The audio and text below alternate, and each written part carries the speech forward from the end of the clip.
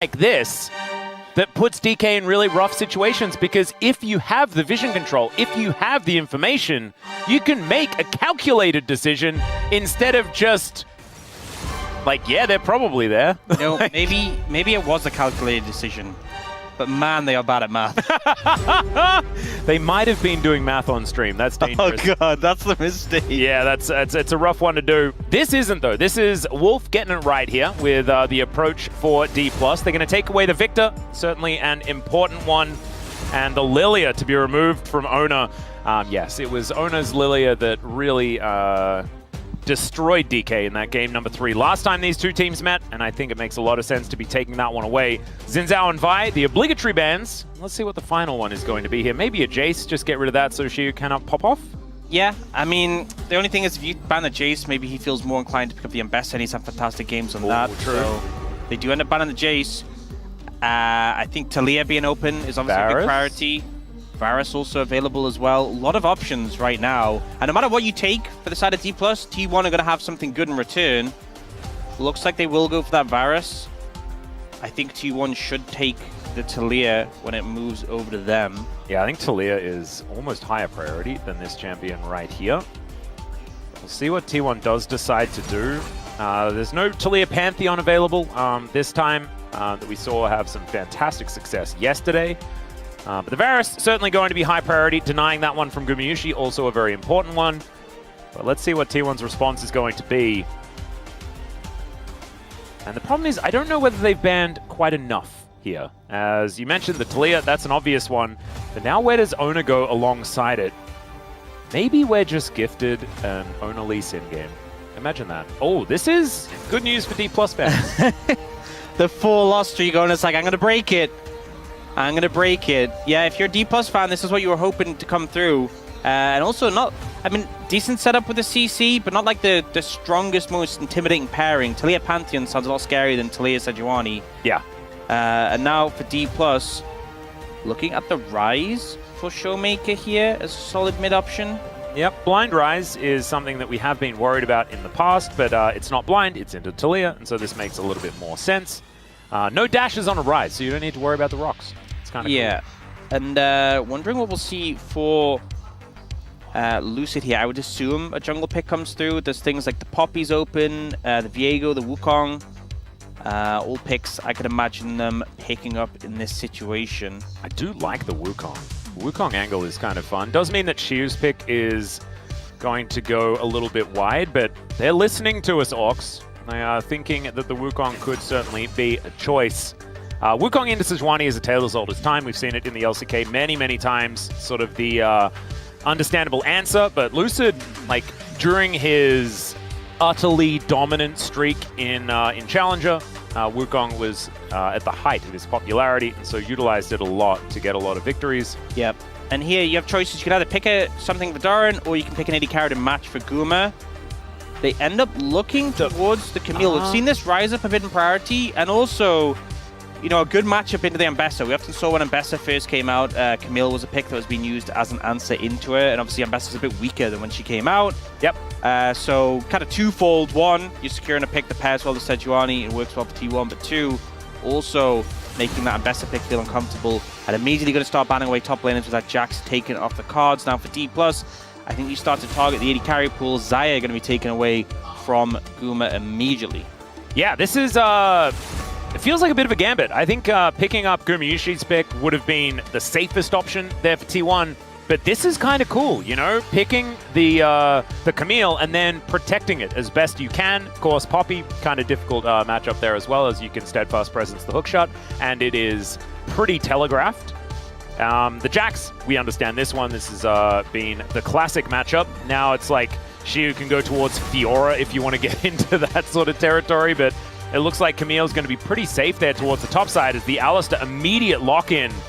That R4 Alistar is so common that we end up seeing that come through. Interestingly, opted to ban the Lucian instead and left that one available. And the thing is, you're never going to have too much fun on the side of D+ playing into T1's composition if you're playing an engaged support, specifically because of that Taliyah. Makes a lot of champions' lives hell, or no, I do not like the Rakan here. The good old Rakan into Taliyah. Happens a lot. Cassante did get buffed. slightly. Not sure it's enough really to feel positive about. And also, K'Sante, I feel like even when K'Sante was really strong, Taliyah was one of those champions who actually held him accountable. Taliyah and Camille, you actually take damage on this champion when you're playing into those two, so a little concerning. And I really hope it's... I mean, Wukong Rakan is a cool combo, but into Taliyah, into Camille, you only get exploded if you pick Rakan here. So please, I'm hoping it is not the Rakan. It depends what Beryl's goals are. But the Braum is going to come in, so his goals may not be die over and over again, because if that was his goal, then the Rakan would have been locked in. The MF just going to be picked face up into a Braum. Doesn't necessarily feel fantastic, but the ways this composition can flank on T1's side means that the door value, even if you are just picking MF straight up into it, is still not going to be that high. Yeah. I mean, also what often happens in pro play is that the Braum is a little bit under-leveled compared to like solo queue. Also, we see a lot of Braums not putting points in their shield. Very important. So if you end up, you know, let's say you have Camille ult aiming and Beryl jumps in front to block, he will just die. Yes. He will just die. Because as much as the wall does a lot to stop it, if you're behind, if you're down on levels, which, you know, supports in pro play are, you will go down. So I think T1, I think what they got for the top side was fantastic. The Alistar, really strong pick as well. I think D+ were in danger of really hamstringing themselves. I think they didn't do that, but, you know, I still think there's some question marks. Playing into Taliyah, which has been such a valuable pick on this patch as well. And K'Sante, I'm really not sold on. I don't think the buff was enough.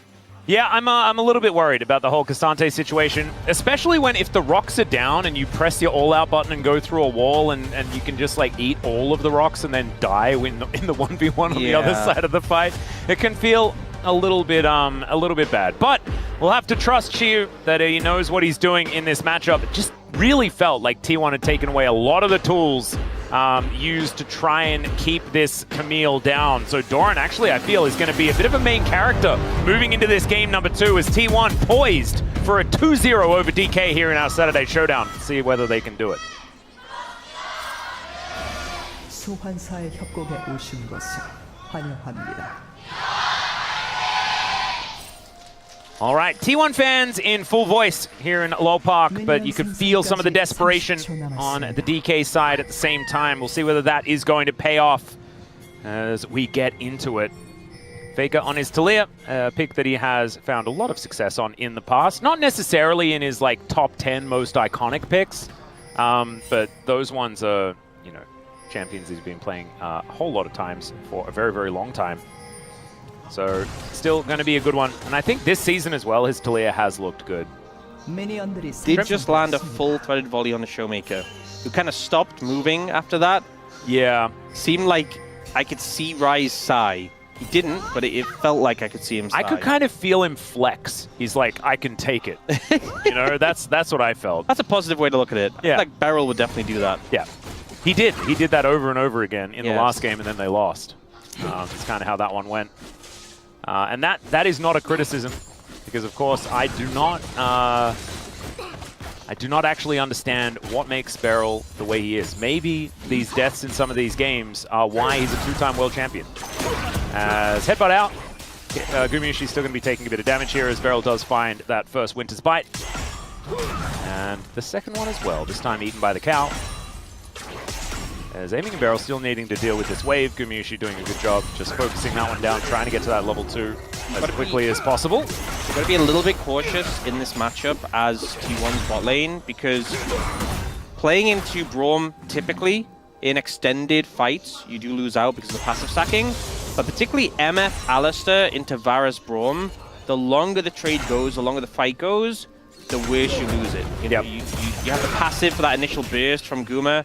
Short trades, poke trades like that, perfect. That's exactly how you wanted to go. If it turns into an all-in, it does get a bit messy. I will say, Ignite for Keria versus Heal for Beryl does give a bit of advantage in the all-in, but I don't think it's really going to be enough unless it's a big misplay from D+'s bot lane. Huh.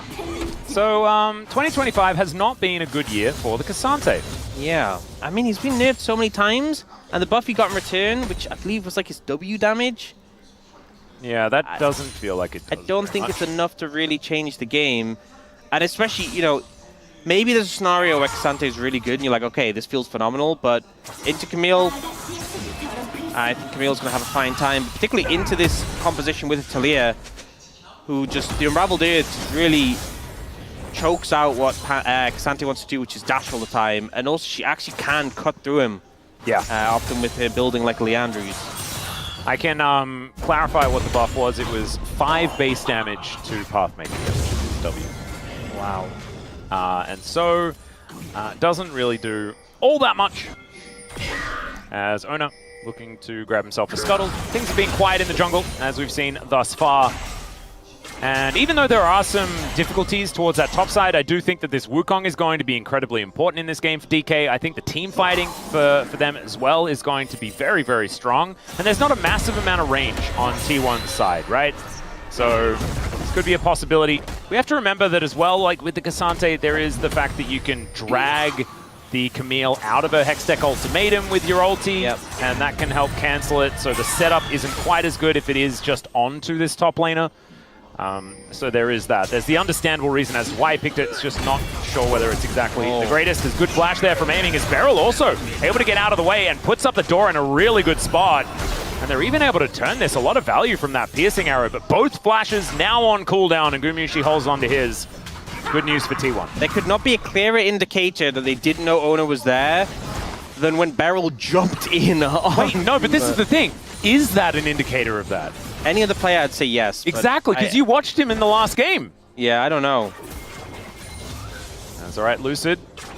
Coming on over, seeing whether he has an avenue in. It looks like the answer is going to be no. And aiming, you can see with the lethal tempo as well, so going for more of that on-hit version of the Varus. Over a ward goes Lucid once again, so bottom lane understanding that they can continue to push forward for T1. This first Drake is going to spawn. It's going to be an Ocean, meaning that our Soul could be a good one. And shoot back up here towards the top side. Pulverize is going to connect there onto aiming. He's taking a lot of damage. Remember, no flash. Has to cleanse. As Keria throws down the late ignite. Yeah, Beryl actually out of mana, which is kind of hard to do in a Braum, if I'm being real. Definitely a lot of Winter's Bite spam. Now the Hex Flash coming in. Yeah, over the wall goes Keria. And he's out of turret range, finds a double pulverize, Make a Rain comes down as Gumayusi comes on over. The door is set up at first blood, still goes over to the Misfortune. And Beryl, like you say, didn't have a whole lot of the blue stuff, but is now going to have to deal with another wave as Keria finds yet another pulverize. He will die, and Beryl is fine. And Gumayusi decided that he did not want to kill him. All in Beryl's plan. He's the carry. Showmaker is coming down towards his bottom side as well. As he realm warps in, he's got a flash. Kill, he's got cleanse. Yeah. So Showmaker's still going to flash for it. Throws a Q, doesn't quite do enough damage.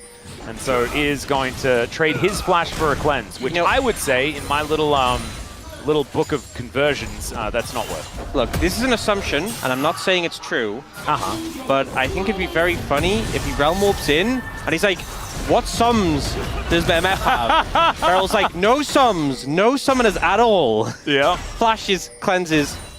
And immediately tilts. Grumbles a little bit. Yeah. Not saying that was the case, but it would be very, very true. That happens all the time in solo queue when you jungle. It's like, what sums does bot lane have? Yeah, no sums, quick. You need to come, you need to come. Go for the flash play in, and then they just flash out, and everyone dies. And it's like, oh, no, they still had, they still had that one. Awkward, it must have just come up, Yeah, the lack of mana for Beryl means he saves his mana for his E, but doesn't have mana to Q as well. Guma flashes through the wall to kill, and it's just... This is just bad lane management from the side of D+. The fact that you have a scenario where Beryl's out of mana and aiming's that low shouldn't really be happening. Yeah. Still, we have to really point out that T1 did get the much better end of that trade. They not only get first blood, but they also keep Gumayusi around as aiming died, so isn't able to pick up experience and gold and all that sort of stuff. And so as you can see, 400 gold lead for the MF going to be far more important than Beryl having 140 ahead of Keria. As DK thinking about going for a contest, but I don't know about it. As Seismic Shove going wide. Keria comes in, gets a pulverize onto Lucid, who does get the decoy off. And now Doran just says, nope, you do not have a jungler. They also take down the dragon on the back end as aiming. He is just going to get evicted from this area. No flash, no chance. And Gumayusi even able to walk on over, give him a love tap, take him down. Shu on this top side of the map is at least trying to get something back. but I don't know whether it's going to be enough to make that play worthwhile. Great moves from Doran to come down there. As soon as they saw the 5th member, D+ knew they were cooked, but no summoners on that bot lane meant they were never going to be able to get out of that situation. And just, again, it just feels a little bit messy from D+, a little bit misguided. The deficit isn't that big so far in this game, but T1 looking a lot cleaner so far. Yeah. And Gumayusi looking great on this misfortune as well. So we're going to have a look at it one more time. It's like they're setting up for this fight. T1 are grouped together and Showmaker's at a complete distance. And also just, you know, question mark things coming out in the top lane. Like, oh, where's Doran? Oh, there he is. Yeah, and because they don't have flashes on barrel or aiming, they just all die. And yes, you see, aiming having the difficulty of not being able to walk very fast to get out of seismic shoves. So Faker able to pull him back in, get another kill for Gumayusi to make that lane even more difficult for this Varus. As T1 looking to take down these grubs at the same time, they will be one objective away from picking up feats of strength in this game if that does in fact come in. Showmaker looking to try and defend as Gumayusi Keria are set up. Oner is taking the grubs. They're just taking all sorts of things all the time. And T1's lead, I think, is only going to extend from this point on. As Lucid looking to try and at least get a crab, consolation crab there for the Wukong. She looking to go a little bit aggressive. Even has time to go back and get the cannon. You like to see that.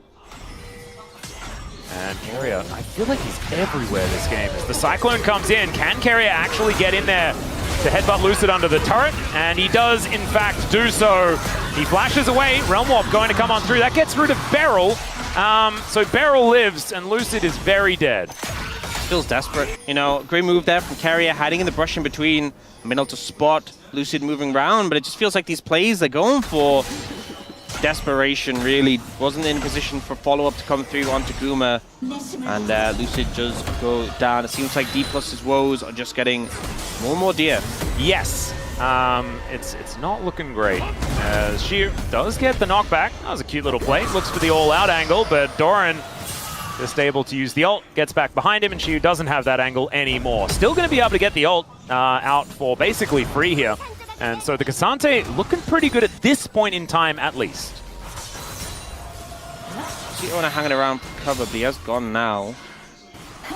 As let's see how greedy Doran is going to be. As let's see the replay instead. Yeah, so Keria's perspective. I think it was an ambitious play, even if Keria wasn't there. But Keria being there just meant there was no chance of it working. You know, Showmaker's not able to get into range, into position to follow up. Yeah, it was beautifully done. Oner also over the wall with the Glacial Prison towards the end there, just to put the icing on the cake. Worked out very, very well. As Lucid on top of a ward once again. They've been tracking this Wukong so effectively. It feels like T1, no surprises on the map for them whatsoever. Whereas DK are doing a lot of guesswork, and they have not been guessing correctly. Oh no, they have not. As Doran now, Trinity Force in hand. Gumayusi looking to lock down this bottom outer turret. And DK, I don't know whether they'll be able to get in, as Shiu's going to move down. Faker's in position, though. Shiu desperately trying to get towards this turret. He takes a fair bit of damage, but he is pretty tanky. And he gets over to the other side of the wall. Lucid going in. And Shiu clears out the wave. Yeah, now that he's here, Shiu's like, how do I get down? You know, it's like doing that mountain climbing where you climb up and you're like, wait a second. How am I supposed to figure out my way back? As Showmaker teleports in, and maybe that is the way he did it. Just asks his teammate to bring a ladder. Just save him, just keep coupling. Oh. Okay, Chains of Corruption going down. Remember, Doran doesn't have the ulti as they get the stun down onto Doran, but he's just quite tanky enough. And DK not going to be able to get the kill. Still, they get the flash, and that is important. Really, the difference here is aiming not having that first time completed. If he had that Blade of the Rune King, I think Doran would have just been dead. But the deficits, the gold deficit, showing that, you know, even plays that make sense start to fail when you're lacking that extra bit of damage. Well, speaking of an extra bit of damage, I think Faker certainly has it. As the threaded volley is coming down, we're going to stop watching that one as Lucid comes in, and the hook shot is so good from Doran. Bullet time comes down as well. Beryl almost just dead from that one, but they do manage to get the Camille, but at what cost? The answer is everything. Easy cleanup for the side of T1. You know, G+ go for that initial play onto Doran when he steps forward, but here, you've waited too much time. T1 have reset, they found a position where they can all collapse in, and it feels like D+ just blindly grabbing at whatever they can, and T1 slapping the hand away. Yep. yeah, slapping the hand away, and then the hand hits them in the head. Yes. Is kind of how it goes. As, yes, they do manage to kill Doran, but Beryl unable to stop Doran from being able to hookshot his way out. Gumayusi unanswered on the bullet time, and then just comes on over and auto-attacks them down. T1 just rotating more crisply, right? And you've got Shu, yeah, he's in the mid lane, he's able to get like a plate or two or something like that, but a Cassante being 180 gold ahead just doesn't really mean anything at all. Yeah. I think the MF being 1.6k ahead at 13.5 minutes into the game is probably the more important thing. It's looking pretty scary. It's looking pretty bad. And also, you know, you have a Braum on your team. You're kind of relying on like the Wukong to be engaging, and Lucid is falling further and further behind. Like, look at the health bar of the Wukong compared to Sejuani. Yeah. You dive in as this Wukong, you're probably just dead immediately. Well, Lucid is going to dive in and just flashes away and dies. Wow. Like, why? Still, Showmaker and Shu, they're going to come on over. All Out is going to be used to separate Oner from this fight, but he just gets back towards this collapse onto Showmaker. And Gumayusi, he comes down yet again. They've set the table for it, and they're now looking to grab these kills. Glacial Prison comes on through once more, but Shu, pretty tanky, so isn't going to be dying just yet. In the meantime, Faker on that top side of the map is looking to take down this turret. He should be able to do so. Remember, first turret blood still on the cards. No feats of strength taken just yet. It is just one objective away here for T1. As 3,000 gold is still the lead. Faker still up here. Should be able to get this. This is kind of what I was worried about after game one. Game one, D+ had a lead, had an advantage, managed to push it a little bit, and then they started to flounder and T1 pulled back. This is a game, though, where T1 are the ones who led the charge, who have the advantage, and it just doesn't even look remotely close. Nope. I feel like the floundering is where we started. Yeah. Instead of what we got to. He takes so much damage before the red even goes down. Like, maybe the thought process is, hey, we can collapse on them. Then commit to the fight. You know, you're dying for a red buff, and then you're opting into a 2v2 when you're behind, and then Guma turns up as well. It's just... I think even D+, if the players were looking at this play, which undoubtedly they'll review, they won't have any justification. They'll be like, yeah, I don't know what we're doing either. It just really feels like they're a little bit lost right now. It's looking like that. It's sort of been the tale of the week, to be perfectly honest. A loss against KT is not something many of us were expecting. Week like EA or week like EE? Both. Yeah, I pick one. Or just, yeah, do both. Just I think it's fine. Showmaker and Lucid going to see whether they can kill Faker. And Faker just skates away. Yep.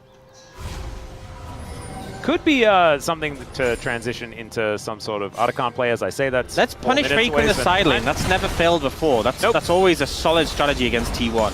I'm sure he's all by himself and doesn't have the entirety of the Avengers ready to assemble the second something goes wrong. The old Avengers or the new ones? Both of them together. Oh, all of them? Yeah. All right. Well, Rift Herald is just going to be secured here by T1. And Showmaker's standing on a ward. That could be scary. Blast Cone here. It's an Infernal Soul, so we'll have a few extra Blast Cones. Sorry, Valdez. As, yes, T1 just trying to get even more control just to make sure that Faker can very safely take this turret on this top side. As I've seen fights in this area happen before, as Beryl throws out an ulti for fun. Yeah, so Engage Braum still not working too hotly. Yeah. He did hit 2 people with it. So there's that. So you're saying it's not his fault? No, I'm saying he should have probably not done it because no one was there to do anything about it. Because even though the thing that he wanted to happen happened, there was no actual result. Yeah, it wasn't a skill issue, it was a decision issue. Yes, it was certainly one of those. It's okay, Lucid just clearing things out. And let's see where T1 are going to strike next. Just feels already like it's a circling of the drain. It's a 4,000 gold lead, and that is pretty considerable here for 17.5 minutes. And look at that, linear gold graph. If you were Tom or Coma, you'd be sitting backstage, you're like, yes, that is right, boys. That's how we want to snowball a lead. Yep. And this could end up being a win of the Sejuani for Oner, breaking that loss streak. Yeah, this is the important thing on T1's side. What was it, 0-4? Yep, that seems crazy. As Headbutt Pole onto Beryl. Oner, swings a flail at him as okay. Aiming gonna start this one up. He's already down very low. As the flash forward, can they actually kill Guma? Is the question. The answer so far is no. They take down Beryl finally. They overextend far enough to kill the Misfortune, but now the rest of them are likely to go down. Doran just executes aiming underneath the turret, and Xiu trying to escape. That blast cone direction was looking a little dicey, but he gives them the good old thumbs up as he exits. But they didn't need to kill Xiu to feel really good about how this fight goes, as Lucid is just running for the hills. And he will get out, but at what cost? I'm not sure why Lucid didn't flash. I actually think, like, don't get me wrong, they probably would have lost that fight anyway. But if you're going to go for that play, and Guma flashes your Cyclone, you have to flash after. I find that so... Did he not have the flash available at the time? I want to see the replay and check, because... Yeah, it might have just been coming up or something like that, because I was kind of waiting for that angle as well, as Faker will find Xiu, and dashes over some rocks, but is otherwise going to be okay. Let's have a look at it one more time and check. Oh, yeah, flash like not quite up. Wasn't quite available, because if you look here, he goes for Guma, and then I expected a flash now to come in. Yep. So he could follow up and get the knock-up, and then Guma just dies, and yes, it's still a hard fight, but a lot more playable. And as you can see, his flash only coming up in a few seconds, so really unfortunate. The problem is, you may think, oh, well, why didn't he just wait for his flash? But moments like those, timings like those, when you're this far behind, you don't get a pick and choose. Nope. They come, and you either try and take it, or you don't. They try to take it, it backfired, and now things are looking even more dire. Oh, man, aiming is looking, yeah, like he doesn't really have very much in this game. 1-4-1 on this Varus. And still just looking for some scraps to try and put together his second item, that Rage Blade. Looking full of rage, but not a lot of blade at this point in time. And 2 items already done here. Gumayusi does have his Lord Doms as well as that Bloodthirster already done. This MF is just very, very powerful. 11 out of 12 as far as kill participation is concerned as well. Highest in the game. Really nicely done. Beryl, cute sidestep there from Oner, but still not going to be able to find anything from this play. Is DK going to need a bit of a miracle to try and get back into this one. And it feels like T1, they don't give the opportunities, right? Because they're not overextending into vision that they don't have, as the bullet time is so good. Beryl's door does pretty much nothing, and aiming is just shredded. Down goes the Wukong as well, as there is an all-out, so they kill Gumayusi one more time. As Showmaker also might be able to get a kill onto Keria. There is that one. Xiu gets himself out of there, but I don't know whether Showmaker wins this 1v1 against Oner, and he does not. Down goes the Cassante as well, as T1 complete the ace with only the sacrifice of their bottom lane, and you can see Xiu just head in hands. Showmaker not really sure of what to do, and this is looking like a bit of a glum DK at this point in time. Yep, all they're really achieving is just hampering away at Guma's KDA. In terms of the game state, it's just getting worse and worse. Every time they take down the MF, feels like they pay for it 5-fold. And here, just walking up, they're on a ward, this engage comes out from Keria. The shield's a little late from Beryl, and even then, I think, I was wondering, did he put points to Z? I think I got my answer just from seeing that play. Yeah. Shredded. Did he use his E, is what I was trying to consider. And then I did see that it was there. It reduces the damage by a lot less when it's just a rank 1 ability, so... You know, yeah, not fantastic. I know you haven't heard me talk about this too much before. No, I haven't. The skill ordering on the Braum. But especially not in games that T1 are in. Yeah. I've never heard of before, ever. A lot more damage reduction when you put more points into it. So where are we going? Keria just deciding that... Well, fortunately, it does still charge, even if you goof it like that. Yeah. So if they do get it to the tower, it will do the charge again. Why they goofed it like that? Maybe Keria was thinking about, like, he used it as a way to face check safely. And there was no one there, so he didn't need to worry about it, but maybe they didn't have that level of information. Okay, I thought it was... I think maybe it was... The patch note said, if you, like, charge into something and it doesn't, like, hit a tower, it will do the charge anyway. But maybe... Yeah. So far away from a tower? I don't know.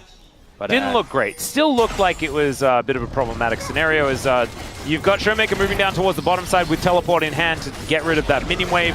T1 getting to work on the Otacon, and DK have no real right to move up even into their topside jungle. And so this will just be T1's, not a whole lot of answer. As Lucid wanting to trade for an Infernal Drake. I don't think he gets to make that trade. Well, I mean, we know that there are a couple towards the top side, but it looks like DK may not have full information. Showmaker coming on over. There's a teleport in from Doran. DK going to have to be swift about this one if they want to lock this down, as they do manage to secure it, get some bounty gold as the Cyclone comes in. Lucid looking for Faker there, but Faker moves out of the way of the Cyclone very nicely done. Hextech ultimatum onto aiming in the back line. What's this Varus ever supposed to do this game? And it is get shoved and then bullet timed to death as Lucid, that was a bit tricky, gets himself over the wall as Shiu trying to get into that backline, goes all out and pulls Doran over, but he's so incredibly low. Gumayusi is looking for that kill, and he should be able to get it. Still, actually, Shiu doing some work, but Gumayusi's a raid boss. He is massive. That's another ace for T1. And I don't know whether they'll need that many more of those in order to win this game. No, they won't quite end it right now, but the game is over. Even if the Nexus isn't going to get destroyed. So we see they try and make an engage onto Guma, but he opts to walk away from both the Sante and the Realm Warp threat. Splashes over the wall, and then this engage, Aiming just doesn't get to play the game at all.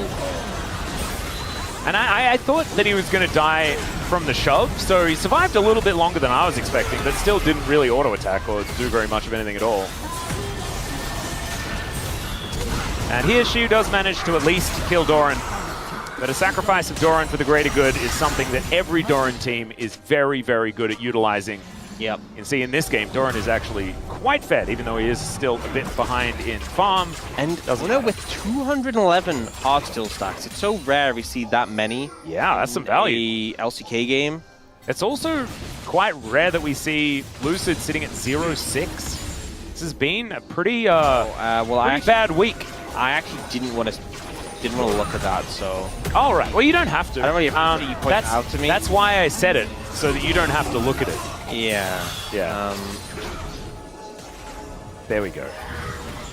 Beryl still getting into the jungle here, still trying to make something happen, but unfortunately it feels like the only things that DK can really make happen this game are, you know, 1 for 5 trades, which isn't necessarily in their favor.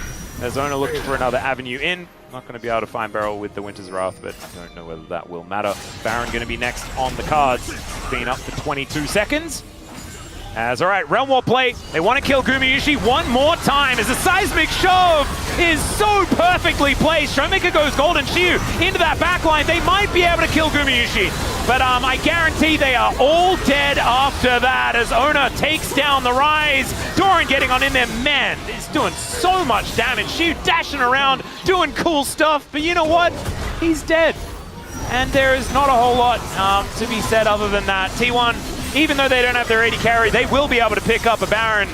And that is going to be yet another 1 for 5 trade. Max, do you remember, I think it was an MSI game, and it was on Faker's birthday, and I think he was playing against a Turkish representative, and they went 5-man mid and killed him level 1. Yeah, that was, and Dumbledore got the kill. Yes, and then from then on, SKT blasted them. Yeah. This kind of feels similar energy, where it's no longer about the outcome of the game, it's about killing Guma. I don't know why, I don't know what he did, but D+ have one goal, and that is to ruin that man's KDA. The game is done, but they've achieved killing Guma a few times now. I mean, I think sometimes when you realize that something's too hard, you just lower the expectation. You know? Just like, we're probably not going to win a team fight, but guys, we can kill Guma. Yeah. And you know what? They achieved it, and it's about finding... They achieved it 3 times. It's about looking at the positives. Which, like, the biggest positive is probably Oner and the turnaround that he's had on his Sejuani for this season. Because, of course, his Sejuani was fantastic in previous seasons. Just hasn't been able to find the same level of success with it. And Doran now with 3 items, GA completed. I don't think he's dying again. Something that was talked about a lot on Space in the pre-show was the fact that, you know, one of the things with the Sejuani is you'll less of the carry yourself, and T1 has been so Oner-reliant, so it's a good omen seeing them win them on the Sejuani. Shiu is taking a lot of damage as Doran trying to chase him down. Aiming is going to push him away, but it's not going to stop this inhibitor from going down. DK, it is feeling circular in motion. They are just slowly but surely going down the drain.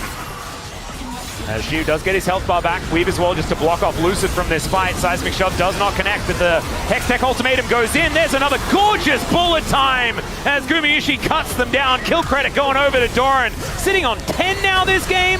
What a monster. Seismic Shove's gorgeous there from the GOAT. And I think T1 may have just done it far more swiftly than the last time, as Keria does what he likes to do at the end of games, which is die to the fountain laser, and that's going to mean that it isn't the classic for this particular game, which is 1 for 5 trades. Nexus still going to go down though, and T1 looking clean with it here today.